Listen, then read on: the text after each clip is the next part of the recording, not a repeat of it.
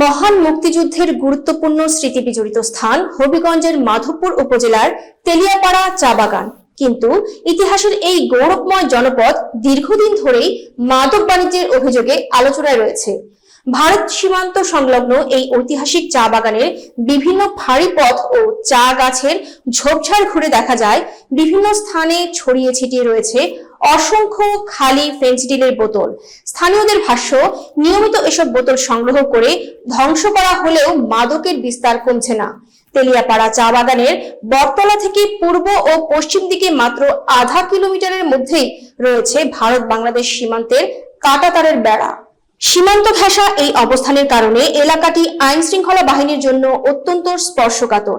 স্থানীয়দের অভিযোগ, দীর্ঘদিন ধরেই সীমান্ত পথ ব্যবহার করে ফেন্সিডিল সহ বিভিন্ন মাদক এই এলাকায় প্রবেশ করেছে। অনুসন্ধানে উঠে এসেছে, ঢাকা সিলেট মহাসড়ক থেকে প্রতিদিন মোটরসাইকেল ও ব্যক্তিগত গাড়িতে বিভিন্ন এলাকা থেকে লোকজন তেলিয়াপাড়া চা বাগানের ভেতর প্রবেশ করেন। এলাকাবাসীর দাবি, তাদের একটি অংশ মাদক সংগ্রহ ও সেবনের উদ্দেশ্যেই এখানে আসেন। অনুসন্ধানে আরো অভিযোগ করা হয়েছে, কিছু শিশু ও কিশোরকে ব্যবহার করে গোপনে মাদক সরবরাহ করা হয়। অভিযোগ অনুযায়ী তারা ক্রেতাদের কাছ থেকে টাকা নিয়ে নির্দিষ্ট স্থান থেকে ফেন্সিডিল এনে দেয় এবং এর বিনিময়ে কমিশন পায়। তবে এসব অভিযোগ স্বাধীনভাবে যাচাই করা সম্ভব হয়নি।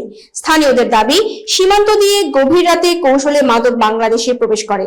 যদিও আইন শৃঙ্খলা বাহিনীর নিয়মিত অভিযান পরিচালনা করছে, তবুও এলাকাবাসীর অভিযোগ, গাঁজা ও চোলাই মদ উদ্ধারের ঘটনা বেশি হলেও ফেন্সিডিল চক্রের মূল হোতারা অনেক সময় ধরাছোঁয়ার বাইরে থেকে যায়। আবার অনেক অভিযুক্ত আইনের ফাঁক গলিয়ে বেরিয়ে এসে পুনরায় একই অপরাধে জড়িয়ে পড়েছেন বলেও অভিযোগ রয়েছে।